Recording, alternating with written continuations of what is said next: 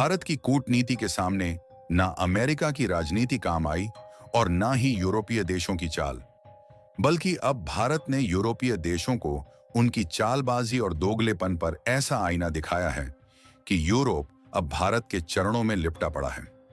जी हां दोस्तों, सिर्फ 12 घंटे में भारत ने उनके दोगलेपन का जवाब दे दिया, जिन्होंने भारत की रिफाइनरी पर प्रतिबंध लगाए थे।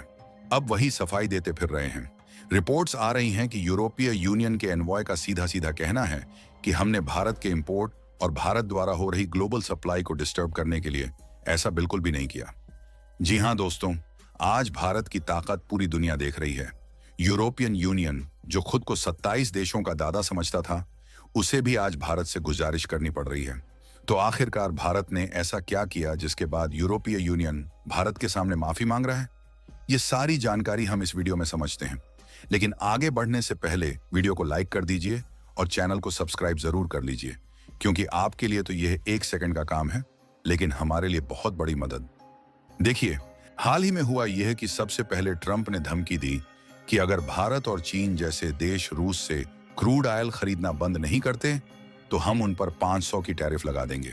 हालांकि यह धमकी ही रह गई, क्योंकि भारत अमेरिका से पहले ही WTO तक पहुंच चुका था और भारत अमेरिका के लिए इतना जरूरी है कि वह यह कदम उठाने की हिम्मत नहीं कर सका। लेकिन अमेरिका यही नहीं रुका। अब चाल चली गई शतरंज की। अमेरिका ने नाटो का साथ लिया, 32 देशों का सैन्य संगठन जिसे अमेरिका लीड करता है। नाटो के चीफ ने बातचीत के दौरान धमकी भरे लहजे में कह दिया कि अगर भारत, ब्राजील या चीन रूस से तेल खरीदते हैं तो उन सभी देशों पर 100% सैंक्शन लगा दिए जाएंगे।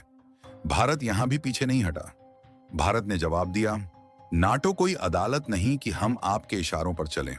हम अपनी एनर्जी सुरक्षा को देखते हुए फैसले लेते हैं और लेते रहेंगे। अब जब भारत ने नाटो के दोगलेपन की धोती खोल दी तो यूरोपीय यूनियन को मिर्ची लग गई। और मिर्ची इसलिए लगी क्योंकि नाटो के 32 में से 30 देश यूरोप के ही हैं। फिर क्या था? यूरोपीय यूनियन ने अपने स्तर पर फैसले लेने शुरू कर दिए। उन्होंने रूस के खिलाफ 18वां पैकेज पेश कर दिया और साथ ही भारत की नायरा एनर्जी लिमिटेड पर सैंक्शन लगा दिया। क्यों? क्योंकि जलन थी। भारत ने रूस से सस्ते में तेल खरीदा और वही यूरोप को भी सस्ते में बेचा।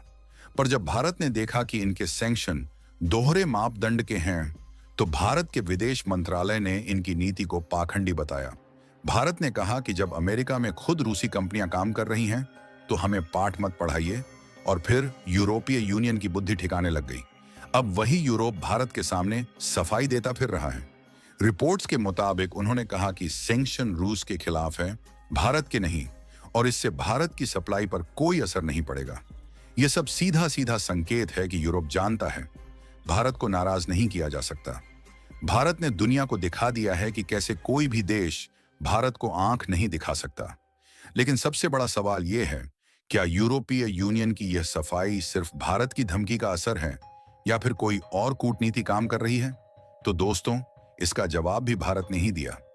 भारत की एक रणनीति, एक शतरंज की ऐसी चाल चली गई जिससे यूरोप उलझ कर रह गया।